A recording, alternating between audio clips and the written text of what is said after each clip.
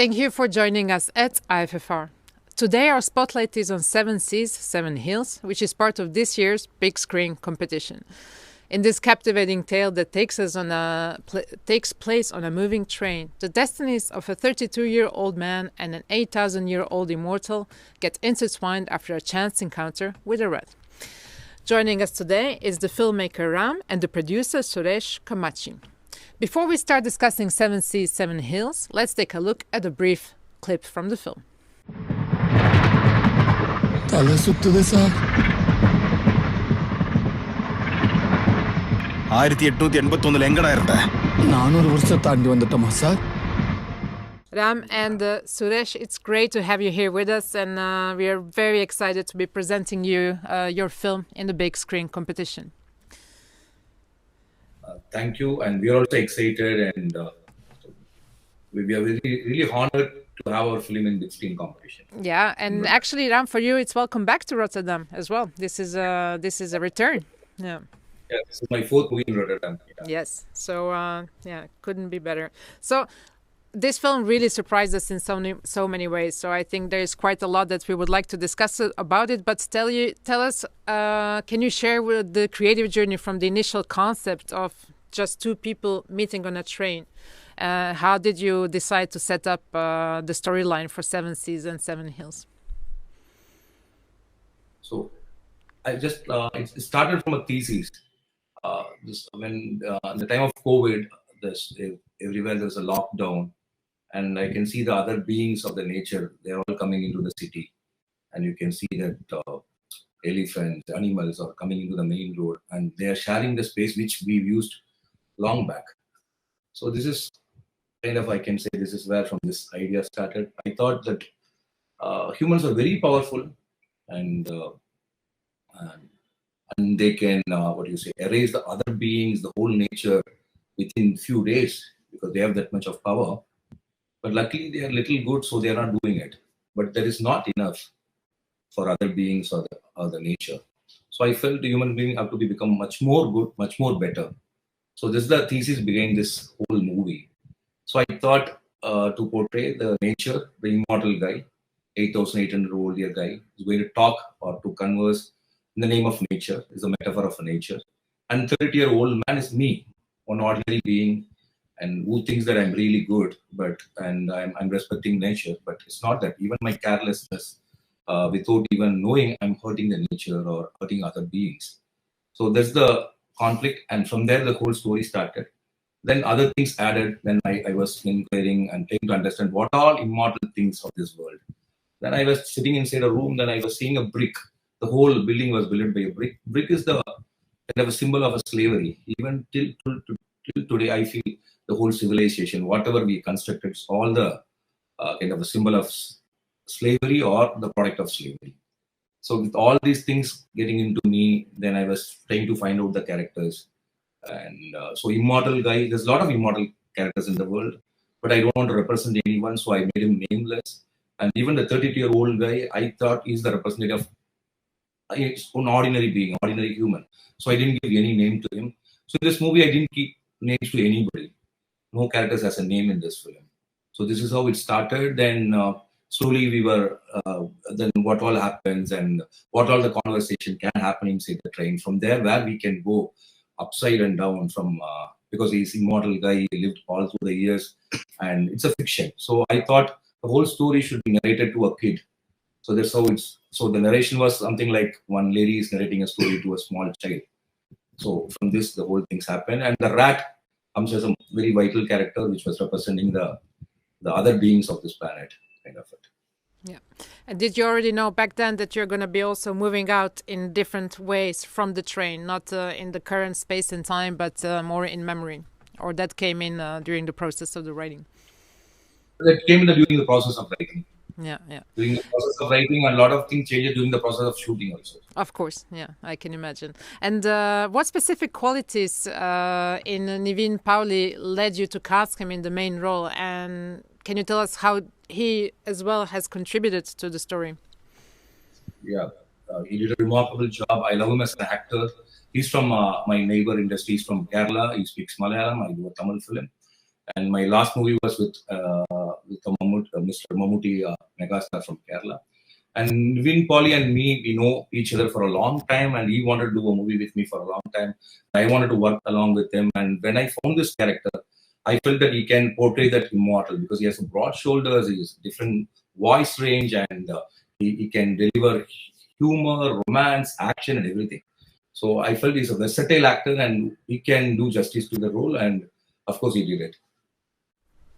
And I remember when the first time he speaks as well on screen, I mean, the depth of his voice really immediately tells you this is not an ordinary human to a certain degree. He really manages to capture that immediately. So can you tell me, Seven Seas, Seven Hills combines cultural elements also with universal themes, right? So how do you perceive this position of this film in mainstream as a mainstream movie in the context of Tamil cinema? Tamil cinema is always, there's a chance for middle cinemas. Tamil audience always appreciated and celebrated kind of movies which is very unique and rare. And they can understand this folk tales, and they have the kind of Tamil is one of the classical language of the world, and there's a lot of folk tales, and they have Tamil audience. They're very enriched with literature and folk tales, so they can understand these kind of tales. And in a way that the conversation, what they speak with each other, there's a humor in it, so audience can enjoy it, and the rat comes inside. Even a kids can also enjoy it. So we thought it's a very audience-friendly film, even though the subject is little, the thesis is little, little serious. But the treatment what I gave, I felt it's mainstream too. Yeah. And speaking of the little rat and its incredible presence in the film, so I can imagine that managing extensive VFX can be quite challenging. So can you delve into experience of handling the visual effects for this film? Because I think there was quite an abundance of them. And maybe this is a question of both of you and how that also informed the shooting of the film and post-production. Yeah, the post-production took nearly 1 year, almost 1 year, because we got for train itself, we need a lot of CG work because train is a set. Through that, we created nearly around 90 minutes of CG work. Then we created dummies, toys, then kind of this puppet act to create the rats kind of actions in the film. Then the VFX. Then we found a guy who can act like a rat. We imitated. So a lot of pre-production work and shooting time also. We had a VFX supervisor on the set. Then post-production. So it's kind of, that's what went through, and the producer was ready to wait for nearly a year to complete the VFX. That is the very important thing. Yeah, Suresh, I would like also to hear your experience on it. CG வந்து nearly 1 year மேல போச்சு CG வந்து படம் வந்து எனக்கு கதை ரொம்ப பிடிச்சிருந்தது. ஸோ அதனால வந்து நம்ம டைம் வந்து பெருசாக எடுத்துக்கல, டைம் பற்றி ஓய் பண்ணல, டைம் இருந்தால் பரவாயில்லன்னு. He's saying that CG, of course, it took 1 year, but since he liked the story, he didn't worry about the time. He thought that he can wait for the movie to complete instead of worrying about money. As he liked the subject, he waited. Yeah. And so when we were watching the film, I mean, in so many ways, really, we found it striking. But what movie really weaves very well together, it's Tamil philosophy, myth, and also storytelling. So can you tell us more about how did you strike a balance to sort of make these elements accessible, actually, to broader audience and still keep it authentic? Yeah. To put it together, like, there is a philosophy or a kind of book called Tolgapiyam. I've used few phrases from that because Tolgapiyam is kind of a philosophy of Tamilians which talks about our lifestyle those times, and it's still a lot of in Tolgapiyam is very contemporary also, so it connects to our everyday life, and so using that I was able to give that character that gives a feel that he's an immortal, so he knows those verses from long time back and he can interpret to a modern life. That is one thing. And second, about longing about love and waiting for love and praying for your own baby. I think it's all over the world. Tamilians also has, and the universal other people also has. So connecting Tamil's philosophy to the world is very easy because it is very ancient and it's very universal. I can say that way. Yeah. I would say what he was quoting in the film felt very relatable, I think, for people all across the world. So in that sense, it does have this simple, universal accessibility. So this already brings us to the last question, Ram. The film seems to have both familiar and, I would say, distinct elements compared to your previous work we have been seeing here in Rotterdam as well. So can you elaborate on how you approach maintaining this continuity while always innovating as well aspects in your film and your cinema? Big question. Yeah. Yeah. When I think about it, I don't know, it happens, like, how to put it together. I think I didn't plan it. I just listen to the idea, I listen to the script and do it. And I don't follow the act structure, and I want my every movie to be unique. I don't want to follow my own footsteps. I try my level best to change myself for every film.